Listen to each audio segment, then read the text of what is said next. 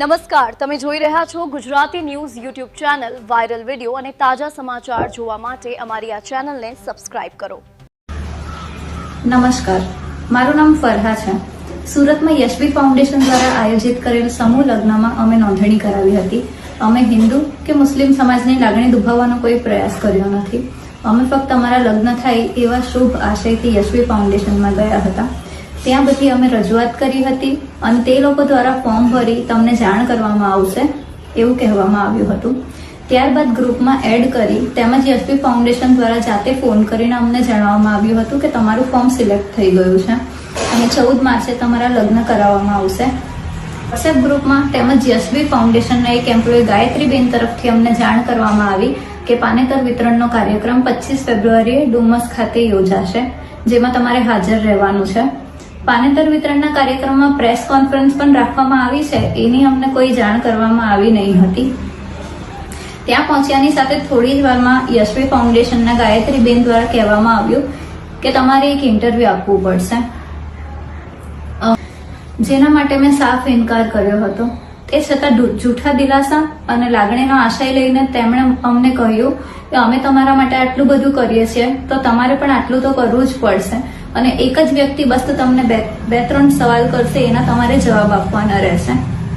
એમ કહી એમની સાથે અમને સ્ટેજની પાછળના ભાગમાં લઈ જઈને ત્યાં સામેથી એમણે આવેલા પત્રકાર ભાઈઓને કહ્યું કે હિન્દુ મુસ્લિમ યુવક યુવતી છે તો તમે વિડીયો લઈ લો, તમને એક સારી લીડ મળશે. ત્યારબાદ સતત 2 દિવસ તમામ ચેનલ, સોશિયલ મીડિયા તેમજ ન્યૂઝપેપરમાં પણ આ ઇન્ટરવ્યુ આવ્યું હતું અને લોકોએ ઘણી સારી ખરાબ ટિપ્પણી કરી. ઘણી નકારાત્મક ટિપ્પણો જોઈ જ્યારે અમે લોકોએ યશવી ફાઉન્ડેશનની ઓફિસની મુલાકાત લીધી, ત્યાં ગાયત્રીબેન તેમજ ટીમ દ્વારા આમાં અમે કંઈ નહીં કરી શકીએ અને અમારી કોઈ જવાબદારી નથી અને તેમજ અત્યારે અમારા કોઈ પણ ઉપર હાલમાં હાજર ન હોવાને કારણે અમે તમને ફોન કરીને જણાવશું એવું કહીને અમને ઘરે મોકલી આપ્યા હતા. ત્યારબાદ ચાલતા વિવાદોને કારણે અમે લગ્ન કરાવી ન શકીએ એમ તે લોકો દ્વારા સોશિયલ મીડિયા પર જાણ કરવામાં આવી હતી, જેની અમને કોઈ જાણ એ લોકોએ કરી નથી અને આ રીતે એ લોકોએ પીછેહટ કરી લીધી છે. મારું બધાને કહેવું એટલું જ છે કે જ્યારે યશવી ફાઉન્ડેશન અને તેમની ટીમ તેમજ તેમના જે પણ માલિક છે એમને આ વિશે ખબર હતી કે હિન્દુ મુસ્લિમની વાત એ એક સેન્સિટિવ મુદ્દો છે અને લગ્ન એ લોકો કરાવી શકશે નહીં આવી કોઈ પરિસ્થિતિ આવે તો. એ લોકો દ્વારા આ રીતે પ્રેસ કોન્ફરન્સ બોલાવીને 101 દીકરીઓમાંથી ફક્ત અમારો જ વિડીયો બનાવડાવીને વાયરલ કરવા પાછળ એ લોકોનો ફક્ત ટીઆરપી મેળવવાનો જ આશય હતો ને.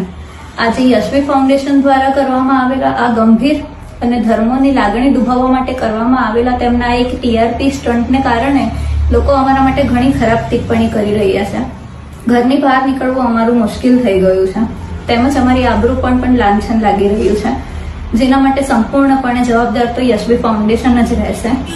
મારી ફક્ત લોકોને એટલી જ નમ્ર વિનંતી છે કે આમાં ટીઆરપી મેળવવા માટે યશવી ફાઉન્ડેશને અમારો ઉપયોગ કર્યો છે અને આવી દુવિધામાં મૂકીને પીછેહટ કરી છે. અમે અમારી જિંદગી બરબાદ કરવા માટે યશવી ફાઉન્ડેશનનો ખૂબ આભાર માનીએ છીએ અને સાથે જ બીજી કોઈ પણ દીકરી સાથે ટીઆરપી મેળવવા માટે આવું ન કરે એના માટે પણ હું વિનંતી કરું છું. આ ન્યૂઝના રિપોર્ટર છે Arvind Rathod. Gujarati news YouTube channel Surat. ગુજરાતથી તમને મહત્વના સમાચાર મળતા રહેશે, માટે જોતા રહો ગુજરાતી ન્યૂઝ. ધન્યવાદ.